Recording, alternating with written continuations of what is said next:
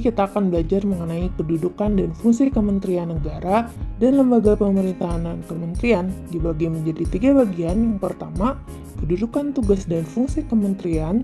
Yang kedua, klasifikasi kementerian di Indonesia. 3, lembaga pemerintahan dan kementerian. Langsung saja ke bagian pertama mengenai kedudukan, tugas, dan fungsi kementerian Indonesia. Tahukah kalian sistem pemerintahan yang dianut di Indonesia ialah sistem presidensial? Pada negara yang menganut sistem presidensial, seorang presiden punya 2 kewenangan, yaitu kewenangan sebagai kepala negara dan kewenangan sebagai kepala pemerintahan.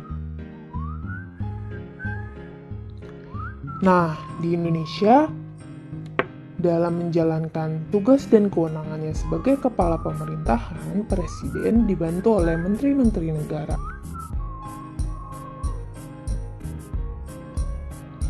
Kementerian adalah perangkat pemerintahan yang membidangi urusan tertentu dalam pemerintahan dan bertanggung jawab kepada presiden. Keberadaan kementerian sendiri diatur secara tegas dalam Pasal 17 Undang-Undang Dasar Negara Republik Indonesia tahun 1945. Isinya, presiden dibantu menteri negara, menteri-menteri itu diangkat dan diberhentikan presiden, setiap menteri membidangi urusan tertentu dalam pemerintahan, pembentukan, pengubahan, dan pembubaran kementerian diatur dalam undang-undang. Berdasarkan Pasal 4 dan Pasal 31 Perpres Nomor 7 Tahun 2015, tugas kementerian adalah menyelenggarakan urusan tertentu dalam pemerintahan untuk membantu presiden dalam menyelenggarakan pemerintahan negara. Bagian kedua mengenai klasifikasi kementerian di Indonesia. Nah, kementerian di Indonesia diatur dalam Undang-Undang Nomor 39 Tahun 2008. Salah satu isinya mengatakan kementerian maksimal berjumlah 34 kementerian. Berikut adalah klasifikasi kementerian negara berdasarkan urusan pemerintahan yang ditanganinya.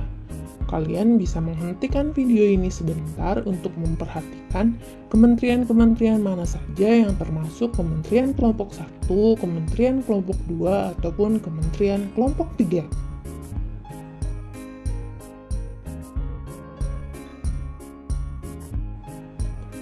Berikutnya, klasifikasi kementerian berdasarkan kementerian koordinator. Kalian juga bisa menghentikan video ini sebentar untuk menyimak isi dari klasifikasi kementerian ini. Bagian ketiga, lembaga pemerintahan non-kementerian. Lembaga pemerintahan non-kementerian atau disingkat LPNK merupakan lembaga negara yang dibentuk untuk membantu presiden dalam melaksanakan tugas pemerintahan tertentu. Ini adalah contoh dari logo-logo atau simbol-simbol LPNK yang ada di Indonesia. LPNK bertanggung jawab langsung kepada presiden melalui menteri atau pejabat setingkat menteri yang terkait. Nah, ini adalah klasifikasi LPNK beserta kementerian yang mengkoordinasikannya.